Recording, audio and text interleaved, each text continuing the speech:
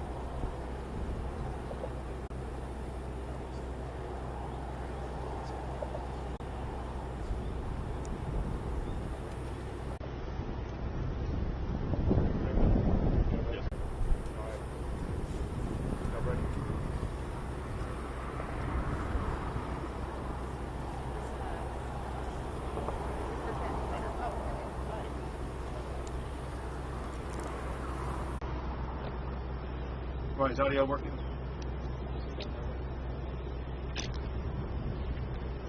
So we're here once again on the Texas border.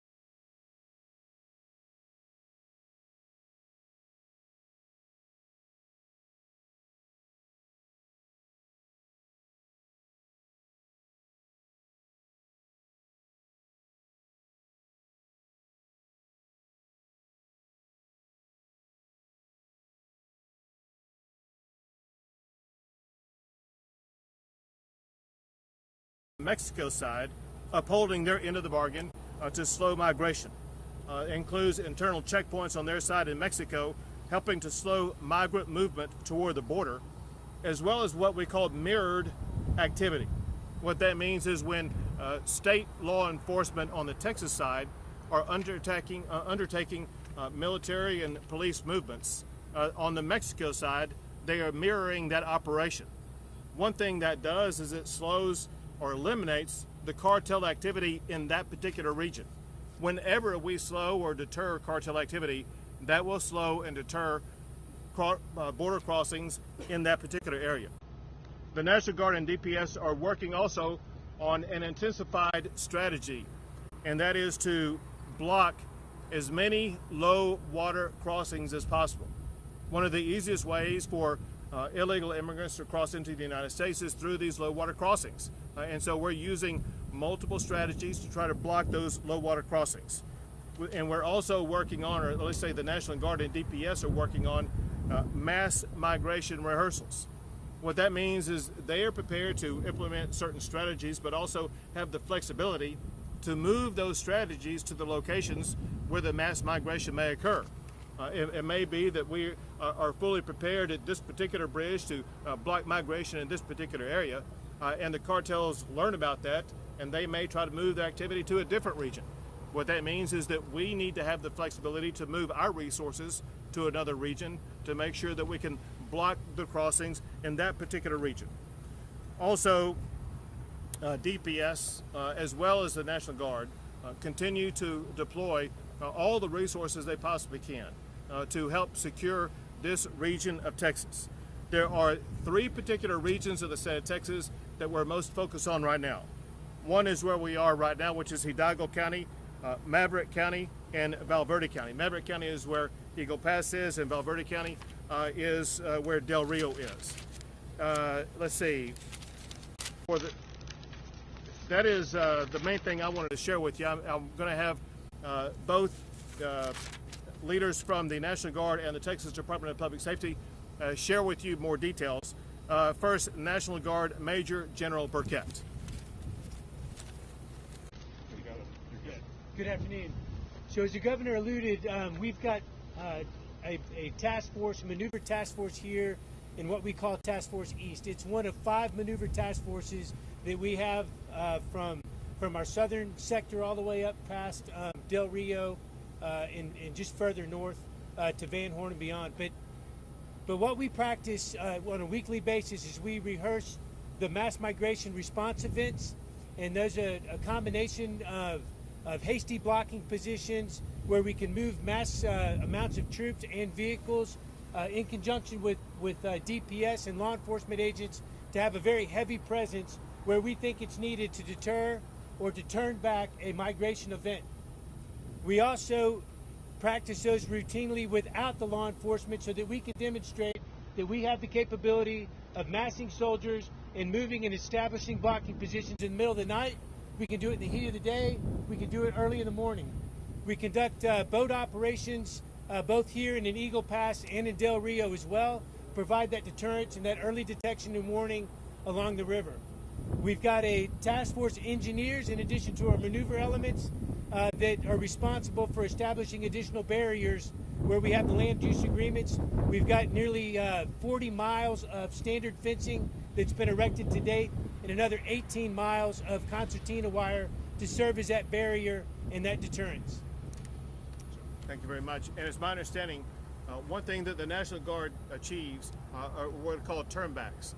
And you all have documented about 20,000 turnbacks. Is that correct? Yes, sir. Yes, sir. Absolutely. All right. Thank you. Yes, sir. And now from the Texas Department of Public Safety, Lieutenant Colonel Freeman Martin. Thank you, Governor. 2021 was a record-breaking year in many ways, and none of them good. We saw 1.3 million apprehensions here in Texas, the highest ever.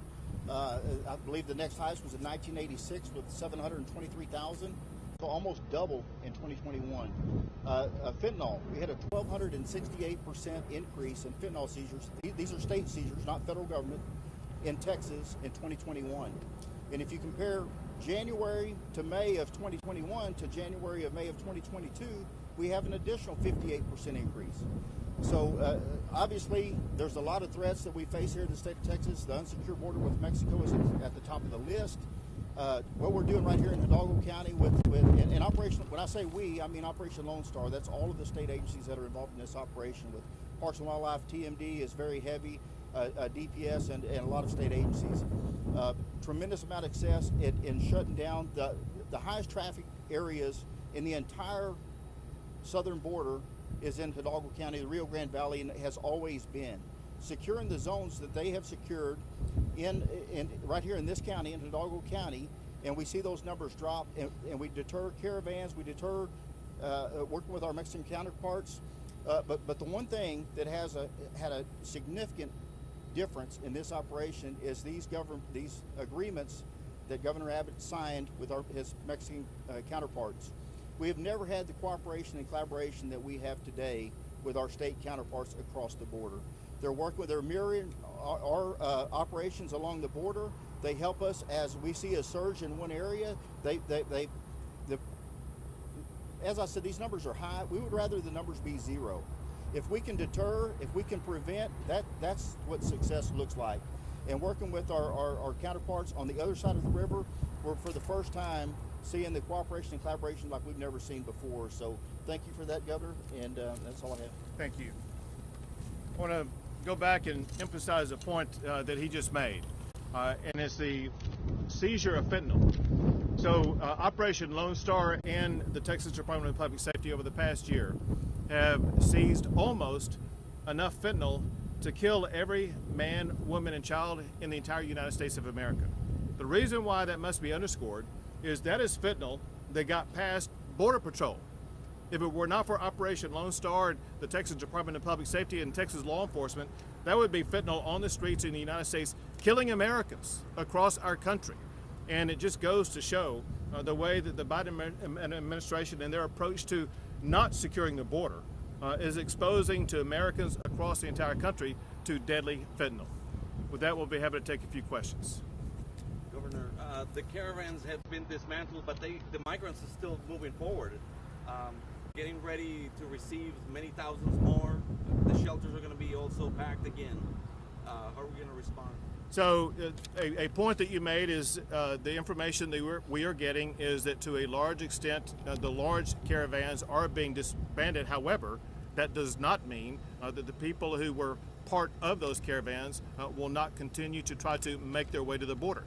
Our response is the same, and that is we will be utilizing every tool and strategy that we can to make sure that illegal immigration will not be able to take place. DHS is now thinking about moving migrants to Los Angeles, Albuquerque, Houston, and Dallas, something that you at one point were doing as well. But what DHS needs to do is their job.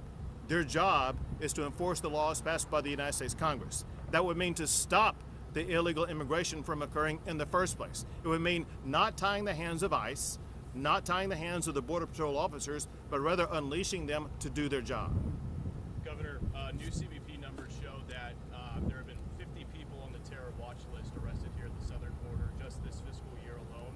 That's more than the last 5 years combined. Your reaction to that? That's one of the most reprehensible things the Biden administration is doing. So you talked about 50 people on the terrorist watch list who've been apprehended. What you did not mention is all of those on the terrorist watch list who got away. If you're on the terror watch list, you will be spending more money to the cartels to try to evade being caught. So what that means is there's a high probability that there are a lot of people on the terror watch list who've come into the United States. This is the president's job, national security. And our national security is at risk because of all these terrorists who are on the watch list who may have come across the border. The president of the United States is failing in his most fundamental duty, and that is to keep our nation safe. Governor, your initiative to send migrants by bus to Washington. We see a new report that shows that over $1.6 million have been spent on this initiative. Where's the money coming from? How much more are you going to spend, and how is that working out? So first, I will tell you this. I wish we weren't sending anybody anywhere. And the only reason why we're having to put people on buses and send them to Washington, D.C. is because the Biden administration is not only not doing their job, but the Biden administration is apprehending people who cross the border illegally and then dumping them in cities that have no capability of handling them whatsoever. And it's those cities and small towns along the Rio Grande and along the border that need our help to move those migrants elsewhere. And so we're doing our part to try to help our local communities.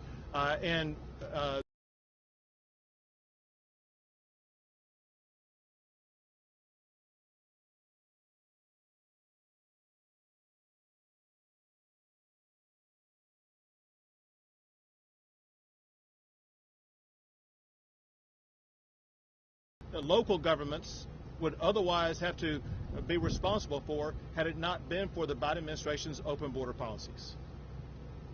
Still willing to hire some Border Patrol agents like in your... 100%.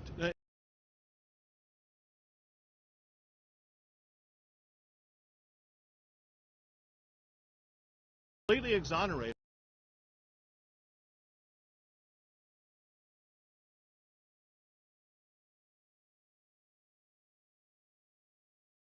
Governor, I'd be more than happy. I'd be honored to have those Border Patrol officers be a part of the tech.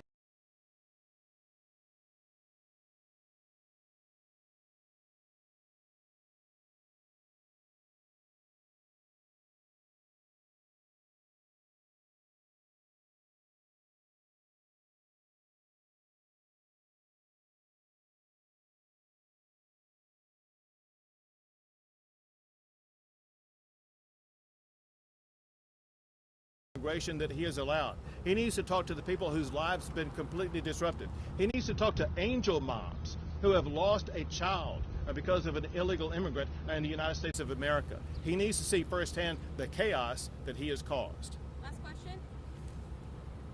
We have seen, of course, like on the news, videos and everything, what's happening here, not only here in the valley, but all in the border. Do you think he's just not paying attention or just pretending not to see what is actually happening here in the border?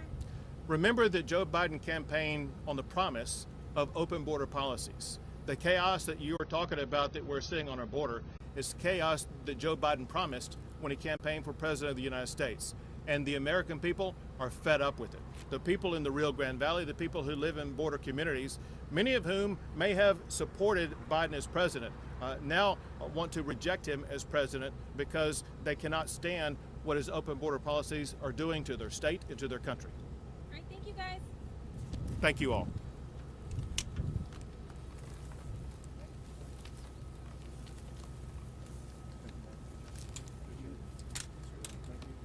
Thank you all again for everything you do every single day. Appreciate you. Keep it up. Be safe.